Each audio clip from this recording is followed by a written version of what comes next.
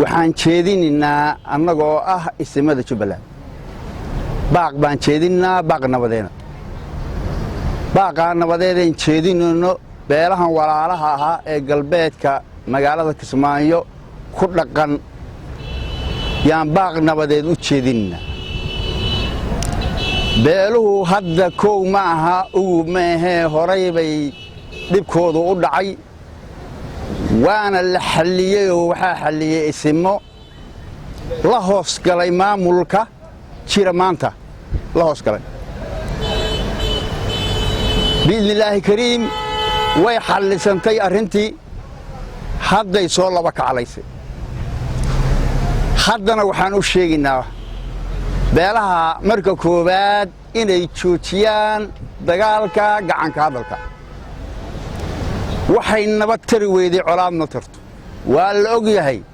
wax badan baa lagu soo jiray waxa colaada faa'iidana laga qaadi waa nabad nin macaankeeda cabbi waayay colaad ma cabbo dhibkeeda waxaan leenahay awalan inay joojiyaan dagaalka waxaan leenahay inay xusuustaan dhibka aan ka hadlayno inuu iyagu ku dhacayo waxaan leenahay waa dadkaanagi waxba nooma tarayso dhibkooda iyo dilkooda iyo dhaawacooda iyo shajabkooda waxba nooma tarayo waan ka xanuunsanaynaa waan ka dhibaataysanahay ilaa hadda waxaan leenahay joojiya isimada Jubbaland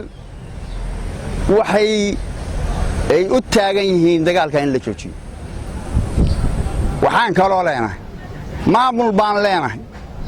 maamulkaanagoo si gacan dheeri ah inuu u dhaxgalo hawshaas oo qaboojiyaan layaan ugu baaqaynaa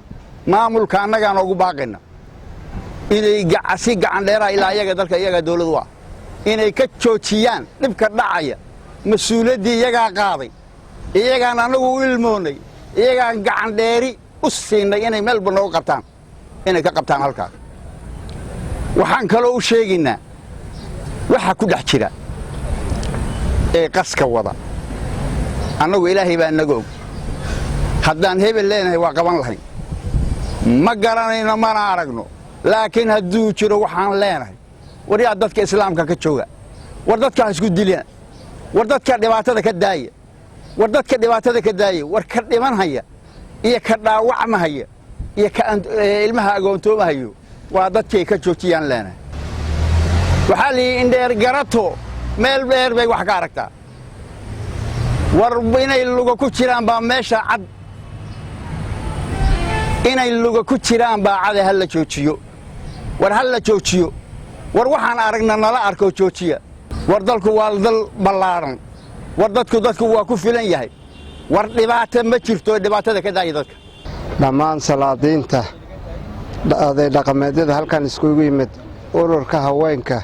ee halkan fadhiya oo iskugu yimid waan salaamay salaan kadib waxaan maanta iskugu nimid oo halkan u fadhinaa inaan dirno baaq nabadeed oo aan u dirno labada beelood ee dagaalka uu ka dhaxeeyo dagaalka ka socda Kismaayo korkeeda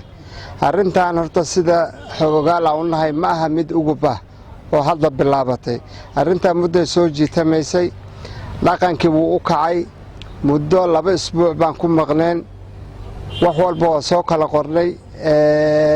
sidoo xalka yahayna waan tilmaanay riboodku waan gudbinay madaxda sare aan gudbinay madaxtooyada aan gudbinay madaxweynaha gacanta ka saarnay arrintan kadib siday had waji kale yeelatay waa isbedeshay dad waaweyn meesha soo galay mar labaad la isku noqday muddo socotay halkii aan soo gaarnay ilaa hadda wax ka hirgalay ma jirto arrinta marka arrin ugu ma aha dhibaatada dadka loo geysanayo wax yar ma aha dagaal haduu bilowdo waxa ku dhinta maatiya ku dhimata maskiina ku xoolo waaya maatiya ku guriga beesha ilmaha ku agoontooba laakiin kii qoriga wata ardaalka banaanku taagan qorigiisu la taagan yahay haddii uu dhinta haduu dhiman danka mala laakiin dad masaakiin shacab ayaa ku baabaaya dhulkiya baabaaya dhiiga dhulka ku daadanay laftiisa dan uma aha ummadda marka dagaal waxaan leenahay wiil baa ku dhintay wiil kuma dhasho dagaal caruur baa ku agoontooda dhul baa ku nabaad guura dad baa ku xoolo waaye waxaan baaq ugu diraynaa madaxda labada qole isdagaalaysa inay arrintaas ka waantoowaan ay dhexda ka qabtaan intaan in lagu ekaysiyo aan hore loo socon gogolla laiskugu yimaado wixii meesha jirana la dhammeeyo dhulka dadka waa deeqaa dhulka meesha dadku waa deeqaa dhulkan allah iska leh waxaan leenahay ilaahay ka cabsadaan ummadda masaakiinta ah dagaalka ha laga daayo barakicinta ha laga daaya ummadda ku ceertoobaysa meesha ha laga ilaaliyo dhibaatadaan leenahay mas-uuliyiinta qabaa'ishu waxaa la rabaa inay cadaalad ka noqdaan oy kow ka yihiin odayaasha beelahaas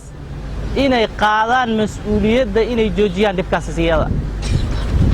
waxaa la joojin doonaa mar ay tala fara ka baxday oo dad badanoo maanta nool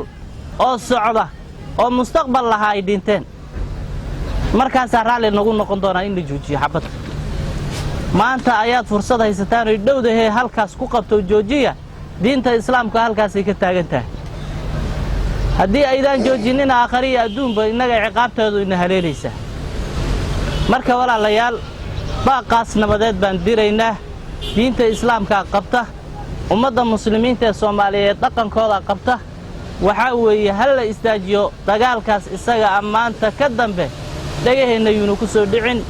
dadka siyaasiyiinta iyo dadka ku lug leh arrintaas iyadaana ilaahay ha uga cabsadaan arrinta mas-uuliyad guud bay u hayaan ummadda soomaaliyeed ee degan jubbaland yayna ku xadgudbin oo ilaahay hortiisa ugu xadgudbin mas-uuliyaddii loo saarayna garan waayo ma la qaadan karo in hadda dagaallo la galo wiil uu ku dhinto haweenkii ilaahay waa ku ranya ciyaalkii ay ku dhintaan hantidii ay ku burburto dadkii dariska ina colaad la geliyo wax la qaadan kara ma la qaadanayo taas waxaa kale jira dagaaladii hore meesha annagu waa tagnay waa ku noqnoqonnay wax badanaan tagnay daraasaad badanaan ka keennay maanta ma filaynin inay tan soo noqonaysa ma filinaynin sababtoo ah waxaan keennay qoraallo cad oo la taaban karo oo khasaare naf iyo maalba leh ee deegaan leh cid walba oo ka qayb qaadatay aan ku muujinaynoon leenahay meeshaasay wax ka jiraan waa la isla qaatay dawladdii xukuumaddii iyo golihii baarlamaanka waa la wada qaatay haddii la raacayo odayaasha maamahyadoodii hore allah u naxariistay ninkii la dhihi jiray maxamed siyaad barre wuxuu yidhi dagaal wiil baa ku dhintay wiil kuma dhashu yidhaahdaa uu yidhi lagama yeelin dhibaatadii laga maray waad ogtihiin 35 sana waxaa la joogay dil iyo dhaca lagu jira maanta hadda waxaan leenahay shalay wiilkii noolay maanta mood waa hooyadiis dan uma aha aabihiis dan uma aha awlaaddii uu ka tegay dan uma aha qabiil xagga iska dhig waxay ku soo noqonaysaa meesha hooyadii dhashay iyo odaygii dhalay iyo ilmihii uu dhalay ay ku soo noqonaysaa baash cid wax siinaysana ma laha cid u gargaaraysana ma laha dembiguu galay cid ka cafinaysa ma laha waxaan leenahay wixii dhacay waa dhaceen maanta oo taariikhdu ay tahay ood wada ogtihiin waxaan rabnaa gumaca dambe inuusan dhicin aan rabnaa gumaca dambe inuusan dhicin